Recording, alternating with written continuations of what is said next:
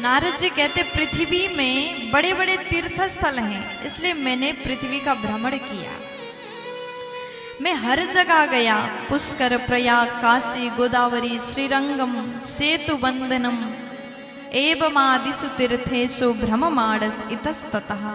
सारे तीर्थों में मैंने भ्रमण किया, लेकिन कहीं पर भी शांति नहीं मिली। देखो, हम दुनिया में शांति खोजते हैं, ढूंढते हैं, लेकिन शांति कहीं नहीं है। नारद जी को लगा शायद तीर्थों में शांति होगी। नारद जी तीर्थों में गए, सारे तीर्थों में भ्रमण किया, लेकिन कहीं पर भी शांति नहीं मिली। इसलिए हम आपसे निवेदन करना चाहेंगे, अगर आप शांति को ढूंढने के लिए तीर्थों में जाओगे तो वहां शांति नहीं मिलेगी।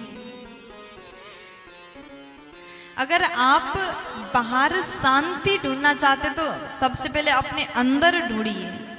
अगर आपके अंदर है तो बाहर मिलेगी, अगर अंदर नहीं है तो पूरे दुनिया में नहीं मिलेगी। प्यार से बोल दीजिए ना, थोड़ा मस्ती में बोल दो ना।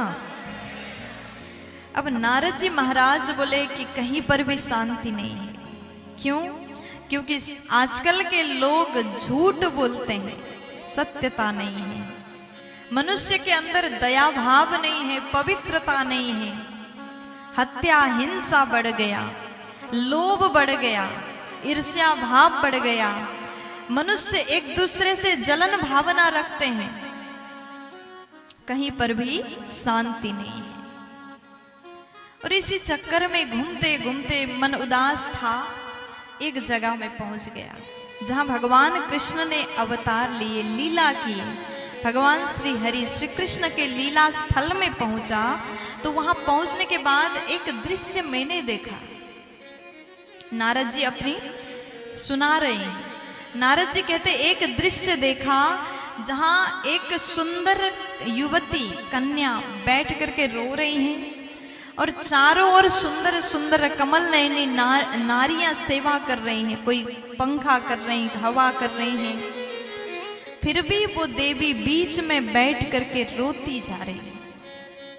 मेरे मन में एक पल के लिए विचार आया कि जाकर के मैं पूछूं हुआ क्या है, लेकिन मैंने सोचा अगर नारियों के बीच में जाऊंगा तो फिर वो क्या सोचेंगे, इसलिए मैं वापस जा रहा था। इतने में ही उस सुंदर नारी ने आवाज लगाया। नारी ने आवाज लगाया, भोभो साधो क्षणम तिष्ठ। हे साधु, एक पल के लिए आप रुक जाइए और मेरे मन में जो चिंता है इसको आप नाश करिए। मुझे विश्वास है। जैसे मैंने सुना तो मैं पास में गया और पूछा। नारद जी पूछ रहे हैं, उस सुंदर देवी से पूछते हैं, आप कौन हैं और आप क्यों उदास हैं, क्यों दुखी हैं, रो क्यों रही हैं? आप अपनी चिंता हमको बताइए।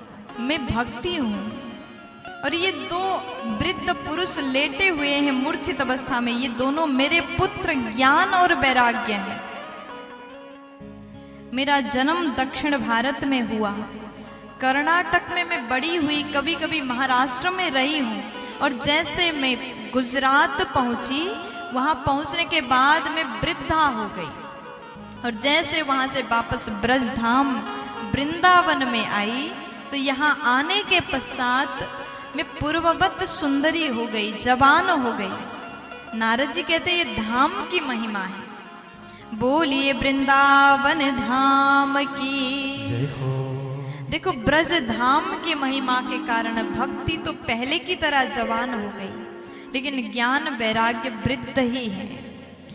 नारद जी कहते हैं ब्रज धाम में आप आई और ब्रज धाम में आते ही आप जवान हो गई, क्योंकि वृंदावन धाम में भक्ति को सब कोई मानते हैं। ब्रज धाम में आप जाएंगे तो वहां हर जगह केवल एक ही नाम सुनाई देता है। क्या? सब कोई राधे राधे बोलते हैं और भक्ति करने वालों को वहां सब सम्मान देते हैं।